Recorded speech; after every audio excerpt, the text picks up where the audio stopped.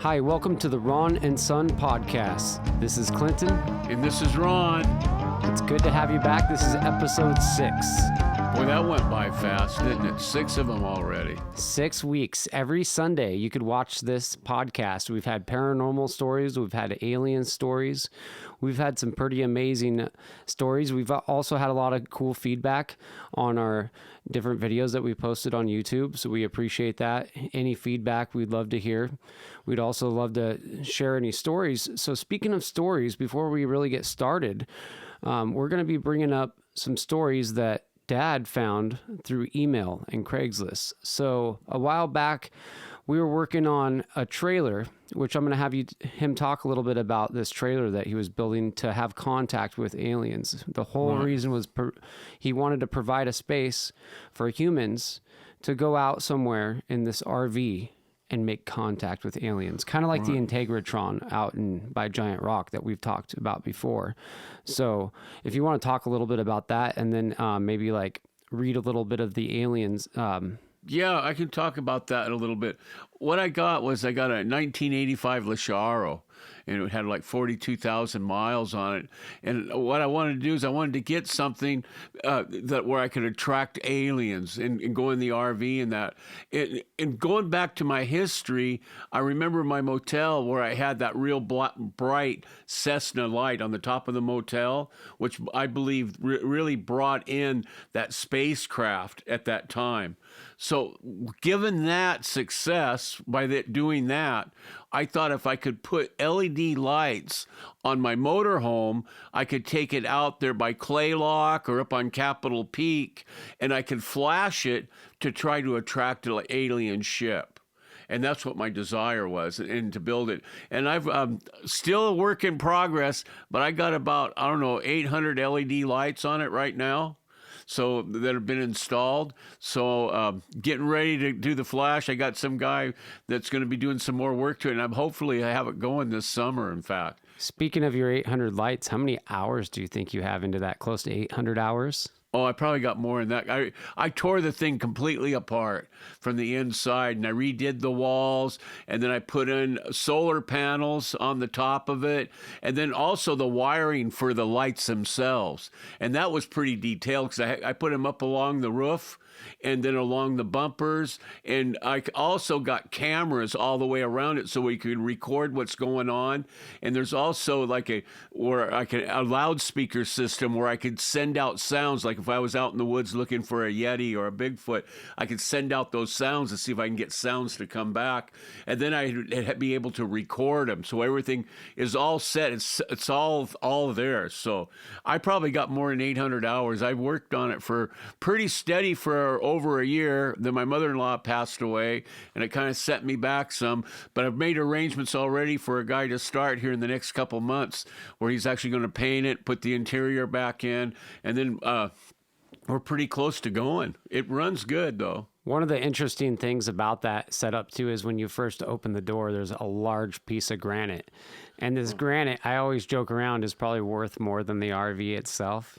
Yeah, I've got granite countertops in it, granite floors, got all new appliances, double heater systems. And you look at the outside, you're going, what is this, And then you get to in the inside, and where you kind of see it, it's got a complete different opposite effect. So I think that this could be actually a really cool episode eventually, is where we take the podcasts and we actually film live on location in the RV and try to make contact. That could even be a cool thing for our listeners and viewers to get involved with and be a part of that. And we can all go together and camp, bring your RVs or whatever it is, and do that as a group of people. I can't remember exactly where it's at. And if you can remember and you're watching this right now, feel free to put a comment so that other people can understand what I'm talking about. But there's a place in Washington or Oregon that an individual has where people go out and they actually camp, and they actually try to have experiences together. I think that that's something that you could really do with your vessel that you've made. I feel like it's a vessel more than a vehicle. It's really, because it's not only is it going to be going down the road, it's going to be going into a new world. Right. That's down in Oregon is where that's happening at right now. And I've also been in contact with law enforcement because they know about how many lights I got on my motorhome. And before we actually start to flash it, they want me to call the telecenter 911 and let them know that I'm going to be flashing my motorhome, so that because they're expecting a lot of phone calls, and then that way they won't be sending out law enforcement in the beginning anyhow. So you're going to call like a non-emergency number. A non-emergency number, but they want to know before I start to flash. And they actually, I was friends with somebody, and also then I called them up, and they said, well, you need to be able to tell law enforcement what's going on, because you don't want to tell them after you've already done it. Then they're going to get excited and maybe spend resources they really shouldn't. So I thought that was good that I got in contact with them prior. You know, that all that could be 100% true, or they could know that something's happening and they could warn them and hit up the government men in black or whatever is going on and be like, hey, Ronnie's out there again. He's got his RV. You got to get that stuff out of there before he finds Bigfoot. Right.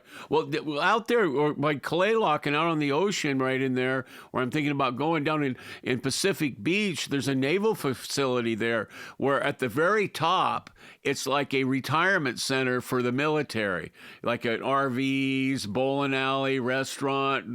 They rent out houses, kind of like a mini motel type of thing. And then there's an underground facility. And then they've got cables that go out miles and miles into the Pacific Ocean. So Pacific Beach is a key point, supposed to be, undercover, trying to keep it, low key in that. But it's a telecommunications center for all the Western United States. You know, I worked there. My sister worked there as well, and I was a security guard at the Navy base in Pacific Beach. And there is the spot that goes underground that's actually in the parking lot is across from the Windjammer. The Windjammer is the restaurant there at the like hotel. And if you're at the Windjammer, or if you're looking on your computer, you can probably look this up on GPS, and it's all sitting like on a cliff above the beach. To give you a little bit of a perspective. But there's like a little building with fences around it. And I would work graveyard, and you wouldn't see a lot of activity there during the day. But I did see officials go in and out of those fences and into that building from time to time. So I never asked a question. I was never trained on what to do if that happened. I just figured, it's definitely none of my business at that point if a government vehicle shows up and opens that gate and goes in that building. And I was driving a government vehicle as well. And I've always wondered what's really going on down there. And one of my things I used to hear from customers was that there was some kind of like submarine base, some kind of, and my customers are military. They're people that have served. You can't stay there unless you're actually military. So a lot of these people are active duty or they're retired, like Dad said. And I had a lot of stories, and people would get drinking at the Windjammer, and at the time I drank. So you would hear a lot of things, and some of the stories would involve an underground base with submarines down there. And what if that's actually what's still going on and it's some kind of real high-tech situation? And then the other thing that got me is because I lived right there while I worked there for a while. Down there on the beach, you'd find a lot of dead sea life. So there was one time that my sister and I found a ray. I don't know what kind of ray it was, but like those big rays. Stingrays. It was a stingray. There's different breeds of them. I'm not really sure if you'd call it a breed because it's like in the water, but there was one out there that was a good 4 feet in diameter. And I know there's been whales and different things like that. So are these sonar cables causing this?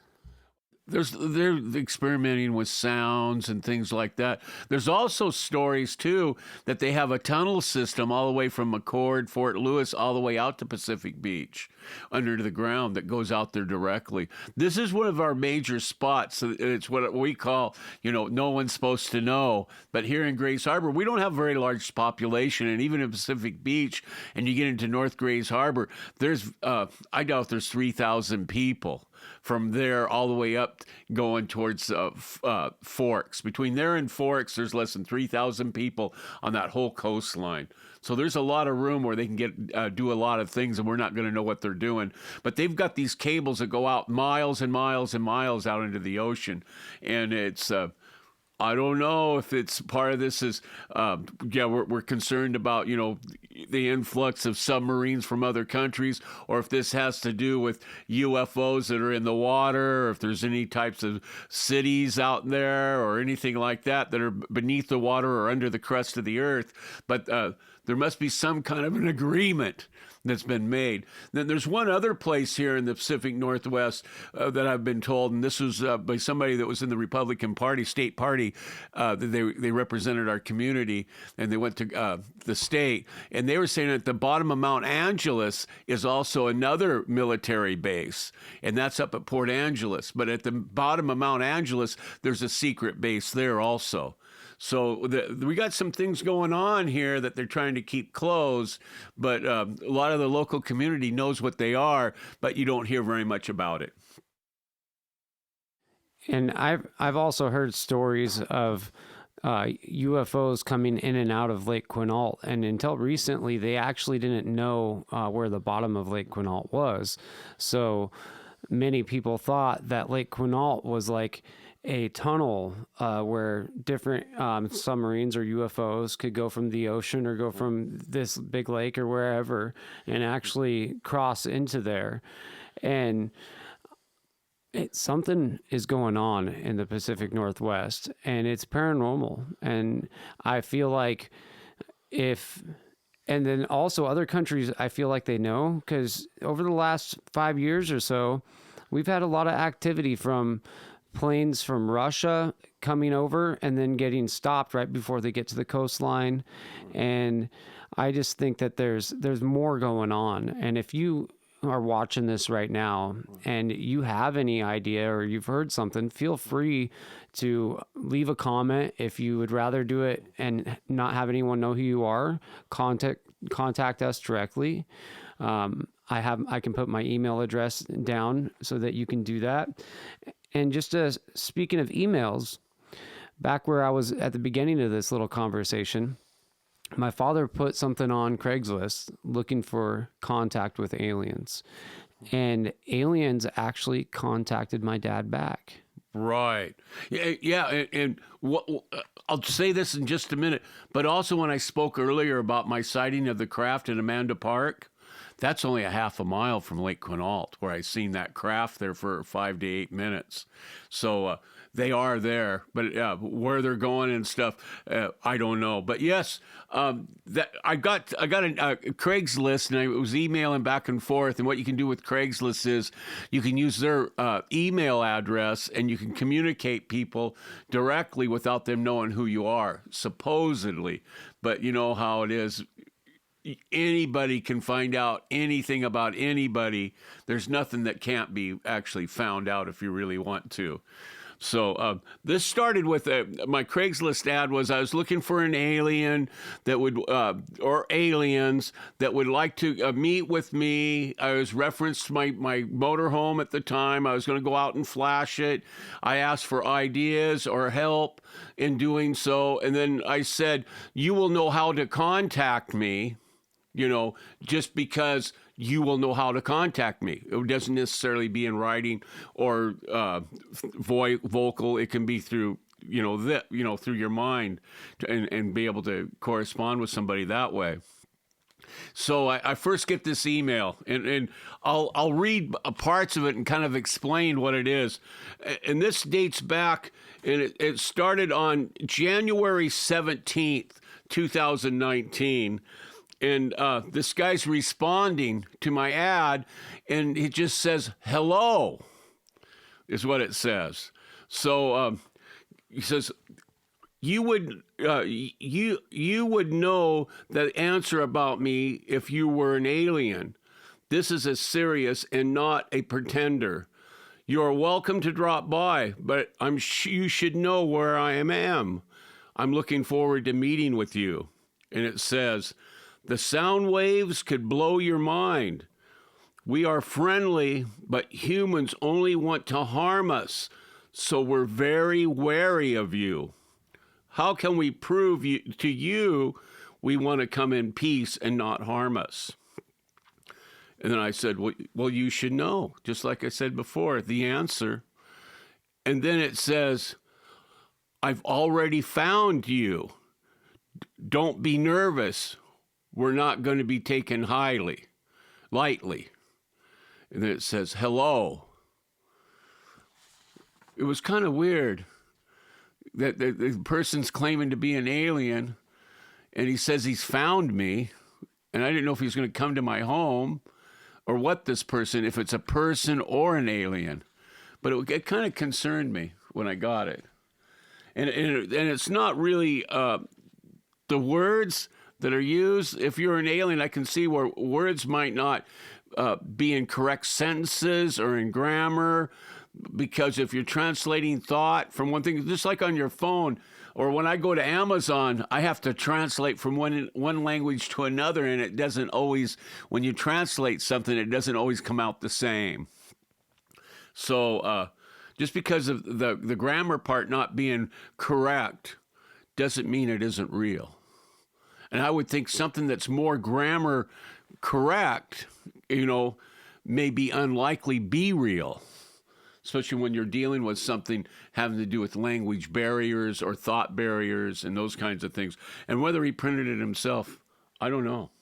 But I thought that I would look that up, but that was my alien thing that I got from a response. And they were responding about my motorhome and those kinds of things. And then I closed it off. There was a couple other ones, but I kind of closed it off at that after talking to a friend. And he says, well, hey, what if this supposed alien isn't an alien? Or if it is an alien, what are their intentions? So I wasn't at the point of wanting to take a risk of wondering, what's what and who's who and what their intentions are.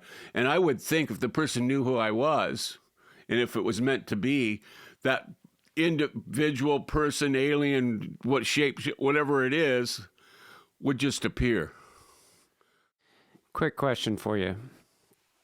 So speaking of aliens just appearing, have you ever had contact besides your contact with the individual that you dropped off in Moses Lake? Has there ever been a time where you felt, besides the emails, where you felt like you've had contact with an alien or a close encounter besides a spaceship? Yeah, even before that one. I think I'll talk about that. When I was 16 and 17 years old, I used to be a forester for Weyerhaeuser. They hired young people from the high schools back then, and usually we played in football or whatever, but they kind of gave us these jobs when we were young. And I got to know another forester, and this guy was kind of different.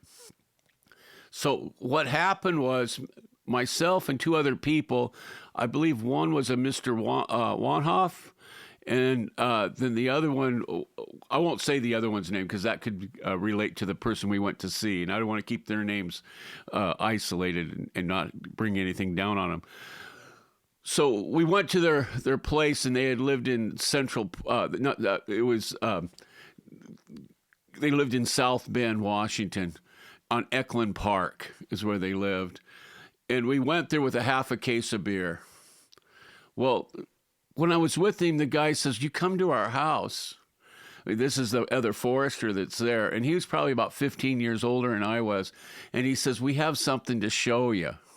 He said, we'll surprise you with the things that we can do. So we all, said, well, okay, let's go see this guy. So we went there. And we gave him a half a case of beer. And we probably, between the three of us, before we got there, drank a half a case of beer before we got there. But when we got there, the one guy, I believe he was like a warlock. And his supposed, I believe they were married, at least, they had the rings, and they said she was a witch, a practicing witch. And then there was another individual there that was kind of like a warlock, but kind of like might not be at the same mental capacity, but very knowledgeable in some things that I wasn't even knowledgeable in. So we all sat around this big table in the kitchen, and they turned down the lights and they lit the candles, and then his wife and him started chanting and chanting. And then all of a sudden, the kitchen table starts to rise about 4 inches off the ground and shake. It shook and it rose about 4 inches. We look at each other, the two guys, and we look at them, and I go, oh my, what the hell? You know, it scared the crap out of me. Never seen anything like that. And I don't know how he got the table or she got the table to move up, because I wasn't aware of any type of mechanisms that would pull it up or push it up or do anything. But we got up and we ran out of the house and we never went back. And then when we went back to work, the guy wouldn't speak to us about it. And that was weird. And we just kind of like, I stayed away from it because I didn't want to get any closer to that negative power that was there. But to see the candle flames go from this far to like this when they're chanting, and they're flickering and stuff, and it was just their voices in this chants, and the candles started to go, and it was just like, wow. And that was, I don't know, that was a weird experience. So do you feel like that was an alien experience, or do you feel like that was more of like a spiritual experience? I wouldn't call it spiritual. I wouldn't call it anything. I would call it was black magic. That they had sold their soul or did something to be able to gain this black power. Because if you possess this power to be able to do these things, you would be doing good things with it, and you would not be trying to scare people. I personally think that even though it sounds like it's a dark power or whatever energy it is a form of spirituality. And for them, it seems like that's part of their spirituality and how they express it. Now, if it's used for good or bad, I don't know. I'm not to judge that, but that's just my take on it. It doesn't seem alien to me unless that energy that they're tapping into is alien, which is definitely a possibility. They tapped into something that from another, let's say, consciousness or another plane that wasn't where I'm sitting at right now, but it was at some other place. And when they were at that other place, then they were able to gain these powers. And then they wanted to, it was like show off. It was what it seemed like to me. It was like they were showing us that they could do these things. And it was scary. But also, I paid for it when we brought them the half a case of beer. It wasn't like, we had to give something and then we had to be there and request something back. And we were supposed to get this show, and this was the show. And it was like, oh my God. And I really do believe it happened. There was no like magical, like a trick that you got from when you go to Vegas and go to some magic show, and buy the kit and then you do it. No, they were able to do it. On your way there, then you guys had made arrangements with the individual that you worked with to trade beer for the show. Right. Okay. So he was going to show us, we bring the beer and he'd show us, that he had something special to show. And I'd kind of heard from another person that what kind of stuff they were into, but I never really believed it. We're kind of like a non-believer and that kind of thing. So that was kind of weird in reference to that. So I don't know. I never went back there again. Something that we didn't talk about. I was friends with some of the relatives. In fact, we shirt-tail cousins and stuff, but it was something I didn't want to have. I didn't want to come back to me again, and I just let it go. Sometimes you quit speaking about something, hopefully that the individuals you quit speaking about, you don't see again. I can relate with that. So that was kind of one other kind of strange place for down in that area is at the Menlo Cemetery. If you're coming off the road, I think that's Highway 6, where it goes from Raymond to Chehalis, and you're going up that way, and you take the second exit into the Menlo Cemetery, and you come around the corner, and then you put your car into neutral, and it looks like you're going uphill, but your car will actually roll like it's going uphill. And that's always kind of a weird spot. Speaking of a cemetery, I don't know if I've shared this before. I think I've shared it with you. I have a few relatives that are buried at the Quinault Cemetery, and I like to visit when I can, especially if I'm by myself, or if I have one other person with me. I'll take a little bit of time and I'll pay my respects, and I'll park my bike or my car, and I'll just walk around and kind of talk a little bit. And I had pulled up.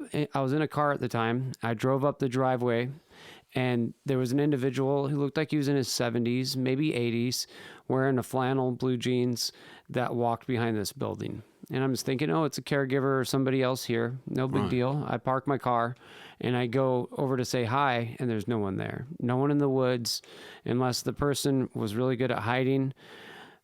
There, I have no other way to explain it. And I mean, I have quite a few relatives there, and the only thing I can think of is maybe I just was sensitive enough to see some energy at the time.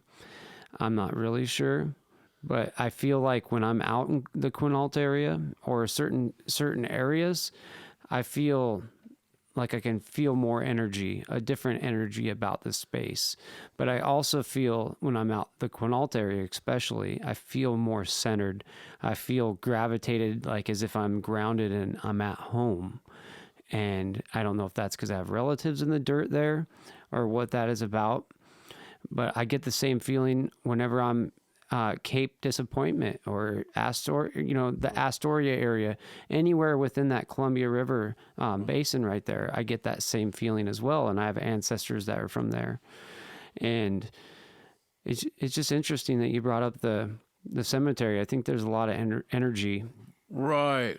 A lot of times, too, when we see things that are kind of unexplained, sometimes we see them and there are guardian angels that are looking after us, and we see them at important times in our life where we needed to see them, and they're able to bring back hope, love, focus, and those kinds of things, and make you understand where you're at right now isn't where you're going to be, and it isn't who you may be, is who you're going to be. So you got to be able to take it all in and understand what you see may not be what you see, but it also could be exactly what you see, but you can't understand it. And some things that you can't understand is because you're unable to see it. And the ones closest to it have the hardest time to see it. So I think that's a tough one when you see it that way. So there's a lot of things to see within that. So that's a strange one, but I think it's important because I think I've seen people that have passed lots of times for short times, and then they come and go. But I know it's just a continuous live stream. You know, I've had several ghost experiences or spiritual experiences. And my second experience, I was about 5 years old, and it was actually at your house on West Anderson Street in Elma. And my brother Jason at the time was out hunting. He was quite a bit older than us. He was probably like 14 or 15 at the time. No, you'd have been 16, 15. And in this vision, or I was awake, my brother and I were watching baseball. And Jason loved he didn't love football. He loved wrestling. So when he came home, and Jason's a certain way, when he wants something, you're gonna get what Jason wants, or you're gonna probably get hell for it. Right. So I turned on. So we're watching baseball. My brother Clancy was there. He was with me, and we're on the top bunk. And this individual walks in, and we're thinking it's my brother. The weirdest thing, though, is he has long hair. He never shows his face. He comes in, he gets down to his underwear, and he gets in bed. And it was strange because he didn't say anything to us. We didn't see his face, just how he walked in and how he presented himself. And so we put we put the wrestling on, and we're watching wrestling. And I remember looking down into his bed, and he's not there. And then and it freaked us out. So we stayed awake. And about a half hour later, here comes Jason, blood all over him from hunting, killed a deer. Oh, wow. And he, does his routine of getting in his underwear to get into bed, and we watch wrestling. So that was one of my first experiences with paranormal. My first experience, though, we lived in Hoquiam at the house I believe that my mom and dad had. You guys might have still been together at the time. I think I was like 3 years old, and our neighbors, the Chapmans, actually remember their names. Their older sister would babysit us. And one of the older sisters was babysitting, and my sister was in bed, and my brother and I were downstairs. And my sister kept crying, and then our babysitter would go up the stairs, and she'd be sleeping. And this happened a bunch of times in a row. And then I remember, and I'm like 3 years old, and I remember there being footsteps coming down the steps, and it just scaring our babysitter. And also the baby crying and my sister not being awake. And so there was like a baby crying. And later in life, I've experienced a lot of weird situations like this where I think I'm a little hypersensitive to spirits. For instance, when I lived in Tacoma, I was dating an individual who had kids that lived at the residence with us, and they had kids and they were moving, and they decided they were going to move to Florida, and they got all their stuff and they left in the middle of the night. On the night they left, it was like, I want to say like 11 or 10 o'clock, the night that they actually took their car out, which is, in the Seattle, Tacoma area, leaving late at night, you're going to not have as much traffic. Right. Pretty smart idea. So the moment that they leave, something punches our door. And then the second time it happened, the lady I was dating jumps up and opens the door, and there's nothing there. And after that situation, there was constantly sounds. It sounded like a little girl talking. It sounded like an older lady talking. We were experiencing all these different things. And it turns out that the kids started talking about this friend that would come into their bedroom and hang out with them at night, and how they missed their friend. Like, you'd think it's an imaginary friend. Well, basically, in my personal opinion, they were experiencing a little girl that had passed away in a fire at the house many years before. And I think that her spirit might have still been there. And then there was another person, I guess, that was like more of like an adult, and they would go talk to the kids, and they were upset that the kids left because they were their friends at that point, is my only thing I can think of. And while I lived there, I actually experienced quite a few other things that were traumatic, and some of them I don't even want to talk about. One of the weirdest things is I would witness what had happened to people who were connected to the house who were no longer here anymore. And then whenever I'd bring it up to somebody or look into it, it was exactly what had happened. And somehow the energy was left in the house or whatever was happening, but I was able to basically relive it as if like I was there watching it. And it was not enjoyable. No, it can be hell going through things. I was going through a time in my life. One time, your older brother Clancy was not yet born, but he was close to being born, and I was pretty well broke. And I had owned some property out on Smith Creek and stuff, and I got this vision. And the vision was that in the clouds, this figure came, and it came to me and said, "Follow me, follow me." And I could see where it was, and it was on our property, but I hadn't been there before.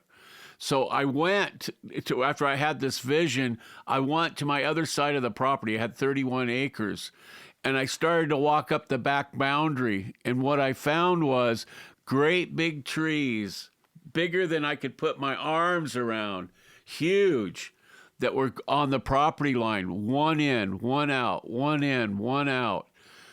I was able to sell the trees and go buy another house so that before he was born, we would have a regular kitchen, plumbing and those kinds of things. Because we lived in a cabin without electricity and an outhouse at the time. So it was weird that I was worried so much about this. And then I had this vision, it was kind of like just days. And then I follow what it was being told, to me at that time. And then I found these. And at the time, I was being involved in the Baha'i faith. And I think I was trying to get closer to God my own way, learning about the faith, learning about other religions and those kinds of things. But it was a gift given to me then that was taken. It really wasn't an issue, but it was an issue because I saw it as an issue, and then it was resolved. And I think that was like a guardian angel that came to me and showed me a way out. So I don't think I've ever explained that to you before. I've never heard that. I knew that you guys lived at Smith Creek in a cabin. Right. I've heard the stories about it flooding, stuff like that, and that it wasn't the most comfortable environment. Right. Yeah, it was another flood place. But it was up above on the hill, on the backside, there was Weyerhaeuser, and we found these trees. And I had lived there for maybe 3.5 years, and when we bought it, the people we bought it from didn't say they owned these trees. But what happened was we owned them and didn't know it.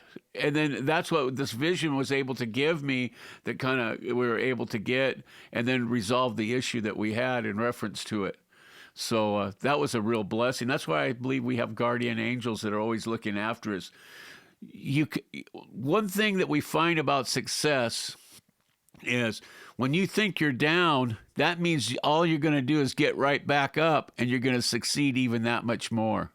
So we have to experience these things, and we're here for all these experiences because we actually are able to taste, smell, feel these types of experiences where if we only lived in our thoughts, we would never know what a rose smelled like or what it felt like when I cried, unless I actually had my own tears.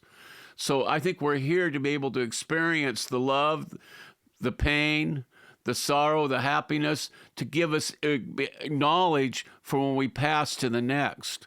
So that's one of the reasons why we are here, is to experience that. And that's why we've taken this body form for this time, because we couldn't have done it without being in a body.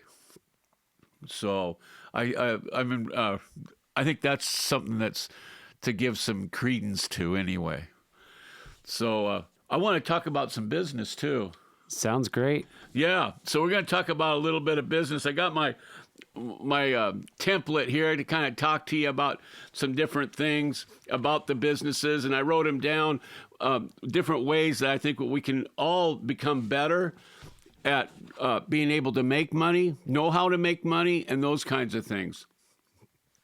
I had a friend, his name was Walter Paul, for a long, long time. And he was a kind of a hero to me in a certain sense, that he didn't do drugs, didn't do alcohol, but he could do anything he wanted to do. And he was a good man for that. But what he would do is he went to the utility companies, and we're talking about the Bonneville Power, the big utility companies where they got the heavy wire. And he would be able to go get a permit, and then he would go dig up plants and put them in buckets or gunny sacks.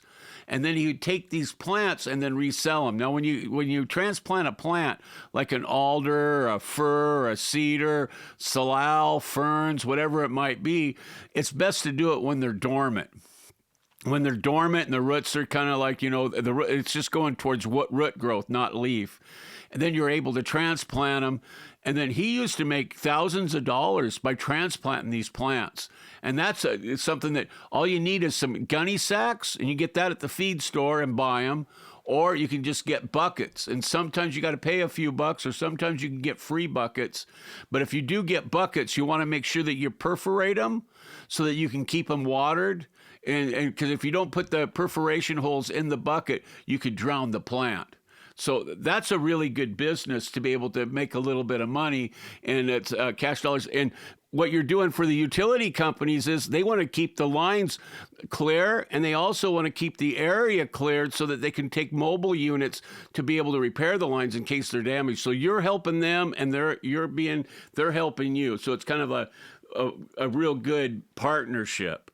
So the key with that whole business idea is getting the permits and ensuring that you have the right to grab the plants. Because if you were just to go in there and start grabbing something off of Weyerhaeuser property or somewhere, you're going to look at some hefty fines, maybe even some jail time. So Right. It's best to get permission. And if you can't get it from the utility company, there's plenty of other places you can go. You can go to the Department of Natural Resources in your state. You can go to Bureau of Land Management, which is federal, to get some kind of plants. Because there might even be areas on Bureau of Land Management where they've got certain plants in there that aren't native to that area, and they want them removed. So you're able to remove those and then sell them somewhere else. So. Even a private party, you never know, somebody that wants to make their land look a certain way. They don't want this tree, they don't want that. That would be a good idea as well. Yeah. So it's a real good way to make some money and very low investment in that kind of thing. So that's something to consider. Now, if you're a person that likes to go out and be out in nature and hike and those kinds of things and fish and hunt, maybe you want to be a guide. You ever think about being a guide? You don't have to always hunt with a gun. You can hunt with a picture, with a camera, and those kinds of things, and take people out. You can go to the Department of Natural, like the national parks, and through the parks, and that'd be federal. They can give you a guide license, and you can get a permit from them. Or each state in the state parks also has guide services, and you can become a guide within the parks lands in that. And also you could look onto other types of private timber companies or land management companies that also could give you permission to be a guide on their property for hunting trips or for photo shops and those kinds of things. And people pay thousands and thousands of dollars to take either a hike, a horseback ride, a motorcycle ride, whatever type, Jeeps, whatever it is. There's a whole industry there that you could have that would be fun, you'd enjoy to work, and also can make you some money. So I think that's something to really give some consideration to, too. And low cost to get started. That's kind of the key, the low cost to get started.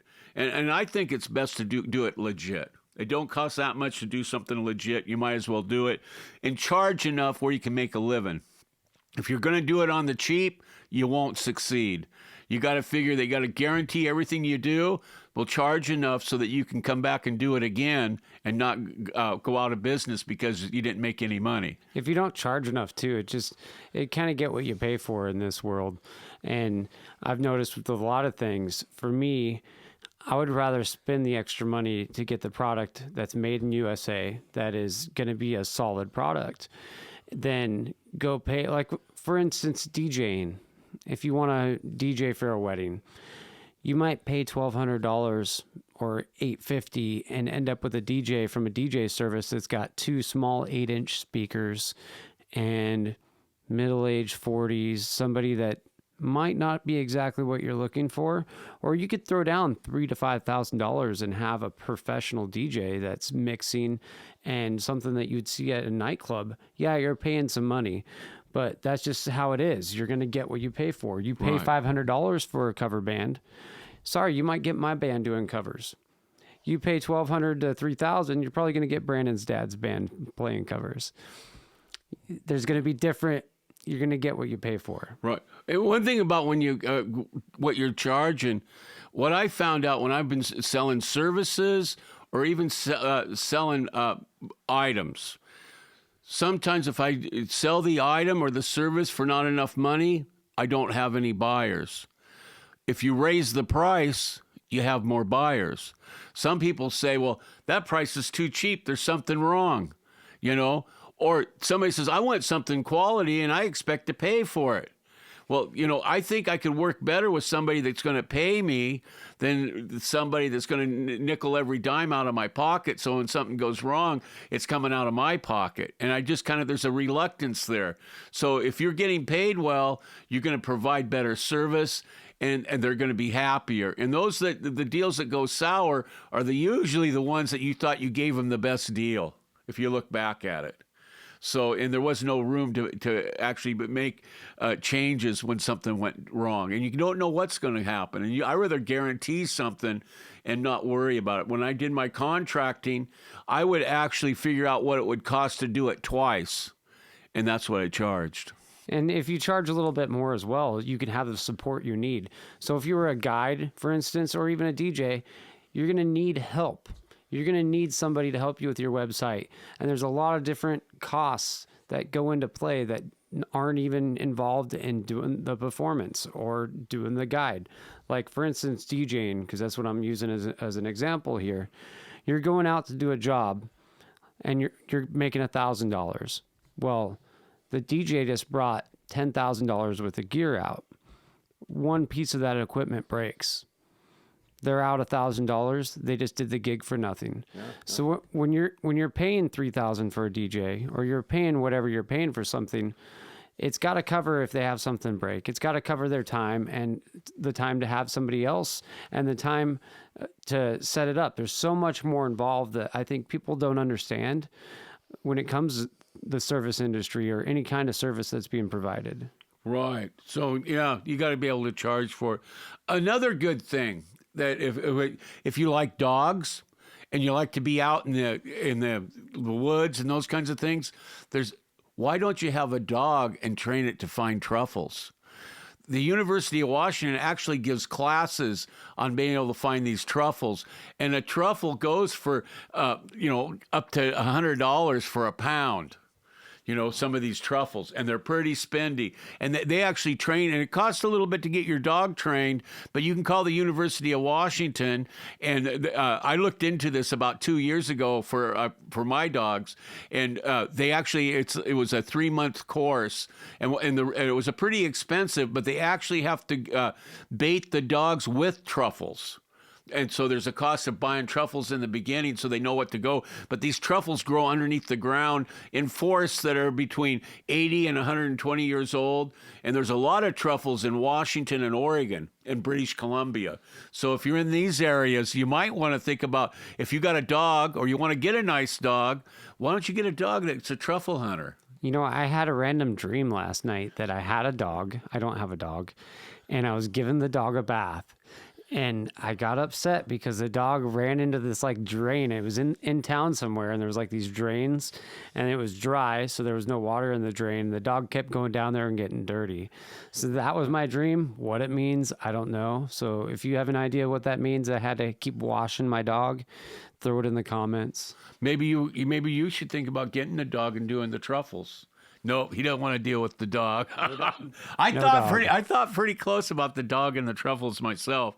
The next thing is, and this is across the whole United States, let's say you have a 4-year college degree. Well, right now, with the COVID situation that went on and stuff, we have not enough teachers across the whole country. So they're giving out through the superintendent's office of each state that you can get an emergency teacher certificate to teach grade school, middle school, and high school. And you can go in and teach on a substitute basis just with your degree alone. So you don't necessarily have to have a degree in teaching to be able to teach. So I think that's a plus for those people that just want to work occasionally. You don't want to work full time. Maybe you can only make X amount of dollars, and over that you can't. Or you're elderly, and you're retired or whatever, you might want to do it. Or if you're young coming out of college, and you can't find a job in the field you went to school for, well, you could get your emergency teaching certificate, and that's better than working at a common labor job. So that's kind of a plus. How much schooling does somebody have to have that? Got to have a 4-year degree. And currently, that's what Dad is actually doing. Yeah. And then the other thing, too, is it also works with paraeducators. So if you want to be a paraeducator, you need a high school diploma or a GED, and you can also do that on an emergency basis. So you think, and then they can't find enough people. So if you want to work with children, and you don't have a degree, you can still work with them and they'll pay you. And what I kind of like about the both of them is, since you're on a substitute basis at the end of the school year and you put in the hours, which you'll get the hours if you want them, you can get unemployment over the vacation time. So, because there's no jobs when they're not in school, now you got enough hours where you've worked, you can collect unemployment during the summer. And a normal school year is about 154 days. So you got 200 days off to start with, and maybe you're only going to work 110 days or 120 days. You don't have to work that much, but you can still get a pretty good return. So those are two things I thought was pretty good jobs that are out there for people and those kinds of things. Another thing too would be a general contractor. Some states require licensing and some states don't.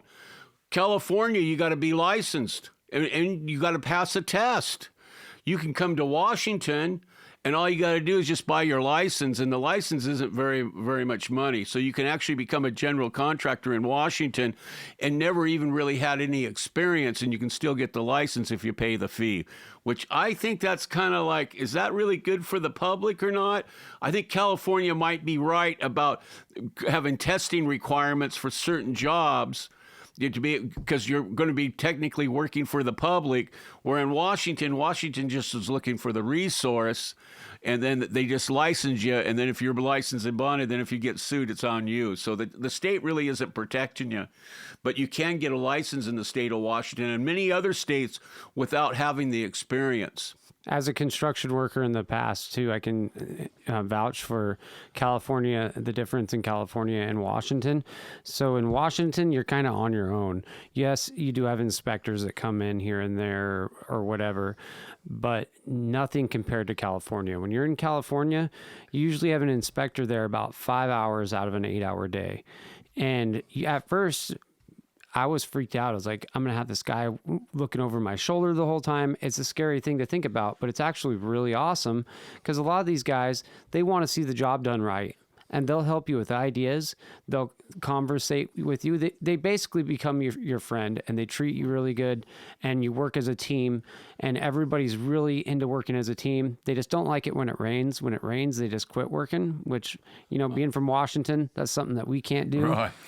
But I feel like how they do it in California is very team oriented, and I've always really enjoyed working there and how everybody works together, and no one's, the inspector wants you to pass. He's not going in there to make sure you don't pass. He's going in there to help you and do whatever he has to do to help you get through that situation in that job, which is, it would be super cool to see that here in Washington.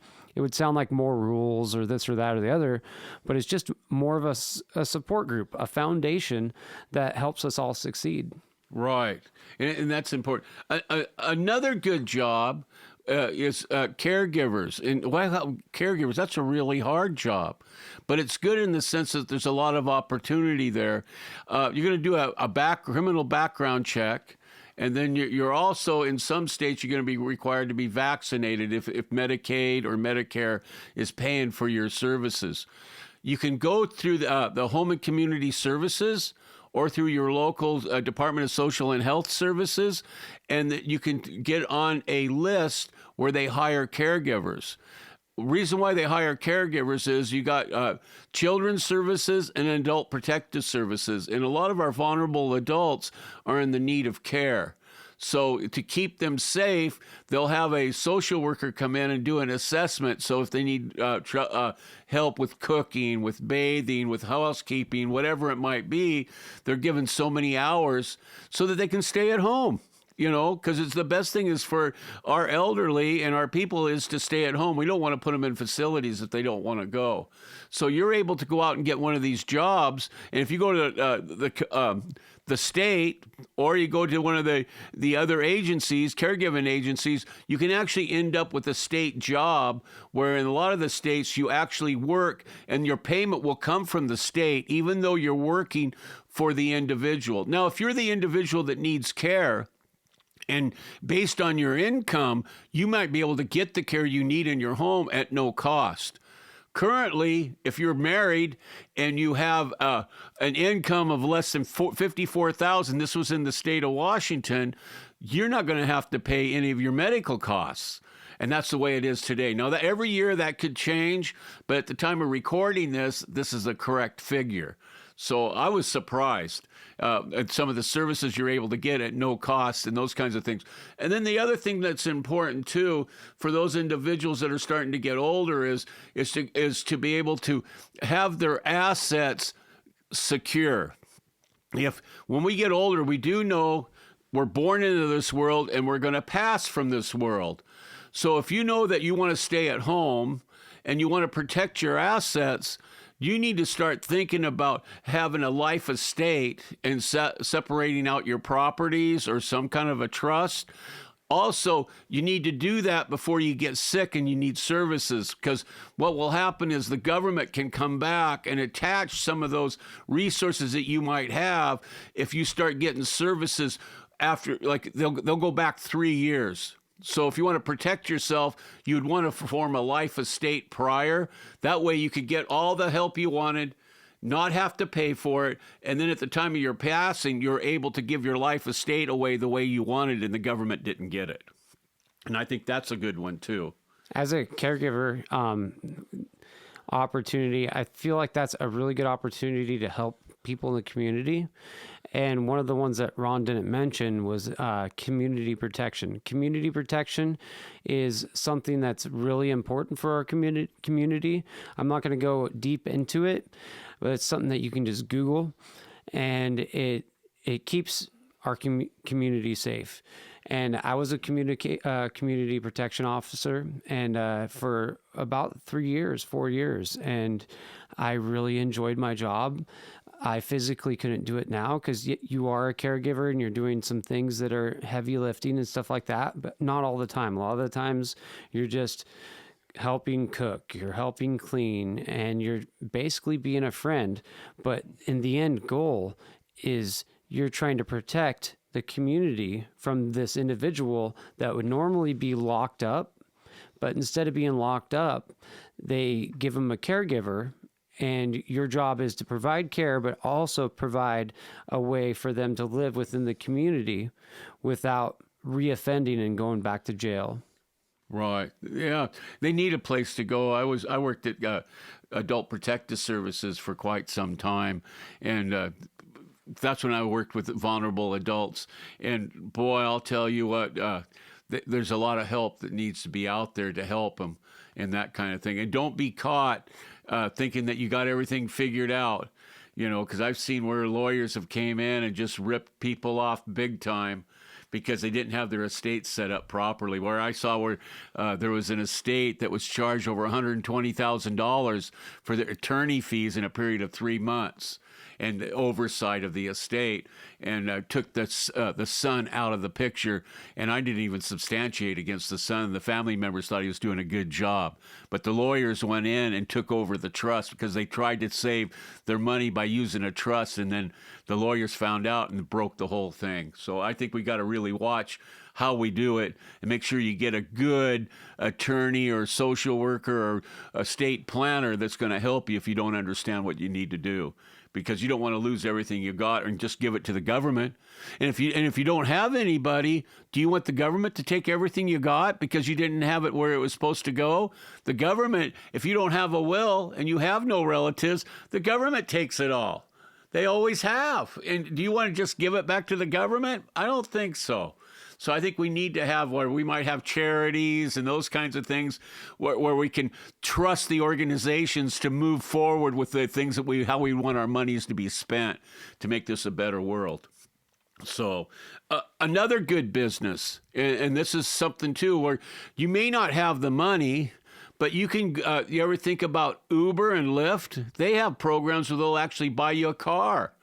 And then depending on the time of day or the weekend or the whatever it is or the event, depends on the surge charges that they charge, and you're able to make a living, and they collect all the money and you're paid daily. That's a real good one. I actually liked Uber and Lyft for a long time. A lot of people said that they didn't like the employee-employer relationship because you're actually a contractor to either Uber or Lyft.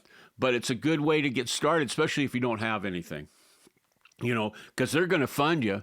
And in fact, when they buy the car for you, they're setting you up so that you'll have the rides to pay for it, plus make a living. Because if you don't get the rides, they're not going to get paid either.